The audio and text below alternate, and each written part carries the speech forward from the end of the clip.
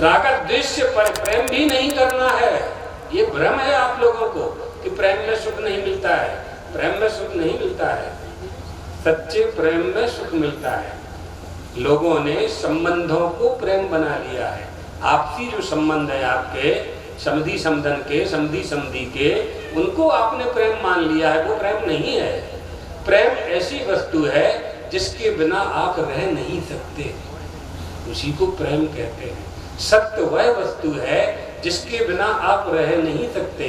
परमार्थ वह वस्तु है जिसके बिना हम नहीं रह सकते हैं। हमने भ्रांति से जगत को ही प्रेम मान लिया, जगत के प्रेमियों को अपना प्रेमी मान लिया, जगत से ही हम प्रेम करने लगे। भ्रांति हो गई। कैसी भ्रांति हो गई? रस्सी में सांप होता है क्या? टेढ़ी रस्सी पड़ी है, आपने उसको सांप मान लिया। अब ये भ्रांति कब नष्ट होगी?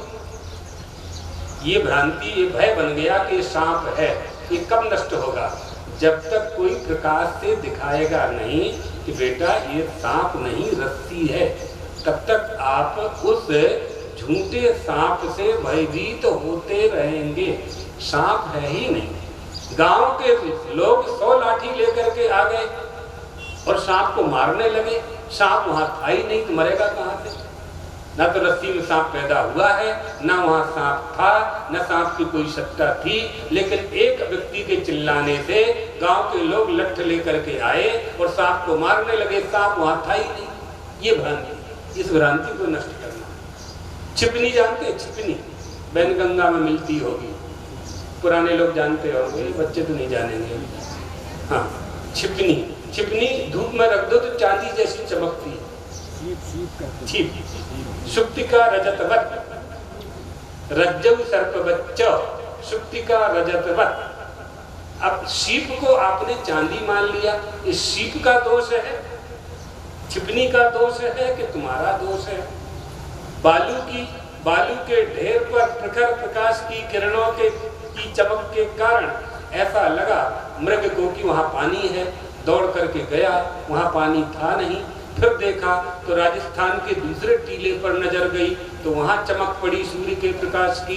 सोचा वहां पानी है, तो वहां चला गया, वहां भी पानी नहीं था। दौड़ते दौड़ते मर गया। पानी वहां था नहीं, जहां पानी था नहीं वहां खोज रहा है, जहां सुख है नहीं वहां खोज रहा है। तो जैसे रस्सी में सांप नहीं होता है, छिपनी में चांदी नहीं होती है, ठूंठ में भूत नहीं होता है। एक पंडित जी चले जा रहे थे सवेरे सवेरे 5 बजे, एक ठूंठ दिखाई पड़ा। गांव के लोगों ने उसमें थोड़ा चूना ऊना लगा दिया था। उन्होंने समझा कि भूत है। तो पंडित जी घबरा गए, सामने तो भूत है, अब आगे कैसे जाएं? तो अपना दंड कमंडल नीचे रखा, कमर बांधी और लठ लेकर के भूत को मारने के लिए तैयार हुए। थोड़े जानकार के थे तो पहले सोचा मंत्र का प्रयोग करें, तो गायत्री मंत्र का प्रयोग किया, भूत नहीं भागा। फिर हनुमान चालीसा का प्रयोग किया, भूत पिशाच निकट नहीं आवे, महावीर जब नाम सुनावे। तो लोटा में जो पानी था वो फेंका, अभी भूत नहीं भागा। फिर सोचा कि अब ऐसे नहीं मानेगा, तो कमर में गमछा बांधा और लठ लिया, और जैसे ही उसके पास मारने गए उसी समय थोड़ा प्रकाश हो गया था। देखा तो ठूंठ था, लकड़ी का कटा हुआ झाड़। ये भ्रांति स्थाणु में, यानी ठूंठ में भूत की भ्रांति। इसी तरह से मुझ आत्म चैतन्य में जगत की भ्रांति हो गई, जगत प्रपंच की भ्रांति हो गई। ये जो आपका शरीर है, हमारा शरीर, आपका शरीर, महाराज जी का शरीर, इन सब का जो शरीर है, उसमें वो नित्य शुद्ध बुद्ध मुक्त स्वभाव परमात्मा बैठा हुआ है। उसको देखने की हमें अकल नहीं है। शुद्ध भाषा है ना, अपने यहाँ की भाषा में देखने की अकल नहीं, इसलिए हम उसको खोज रहे। एक मालगुजार थे, तो उनकी गले में तुलसी की माला पहनते थे। तो स्नान करने के लिए गए, माला उतारी, कहीं रोज उतारते थे, भूल गए तो माला कहाँ है, माला कहाँ है, माला कहाँ है, खोजने। पूरे घर में तहलका मच गया, नौकर चाकर, पति पत्नी भाई सब खोजने, माला कहीं मिली नहीं। स्नानागार में नहीं थी, विश्राम कक्ष में, बैठक में नहीं थी, रसोई घर में नहीं थी।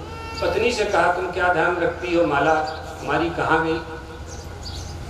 पत्नी रसोई घर में खोजने के लिए गई, वहां भी नहीं मिली। इतने में उन्होंने कुर्ता पहना, कुर्ता पहनने के लिए बटन लगाई, माला गले में थी।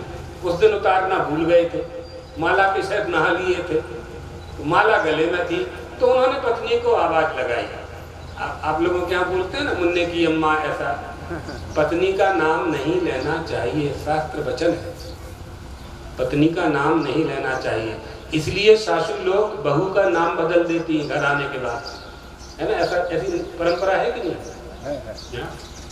है भी वो कुछ लोग गाँवों को बुलाकर न्याय को, हाँ, नाम बदलवा देते हैं, मायके का नाम बदल देते हैं, नाम रखवा देते। बड़े बेटे का नाम नहीं लेना चाहिए, गुरु का नाम नहीं लेना चाहिए, पत्नी पति का नाम नहीं लेना चाहिए, और पत्नी पति को पत्नी का नाम नहीं लेना चाहिए। ये शास्त्र वचन है। तो उसने आवाज लगाई कि माला मिल गई। तो अंदर से पत्नी ने कहा कि अन मिली कब थी? आया समझ में? अन मिली कब थी? तुम्हारे गले में ही थी, तुम्हें मालूम नहीं था कि गले में माला है। उसी पत्नी का नाम ब्रह्म विद्या है, उसी ब्रह्म विद्या का नाम उपनिषद है, जो वेदों का सार है। उन उपनिषदों में भगवत पादार्थ शंकराचार्य ने भाष्य लिखे हैं, और उन भाष्य में आपने जो भजन गाया है उसका अर्थ लिखा है। विवेक चरमावध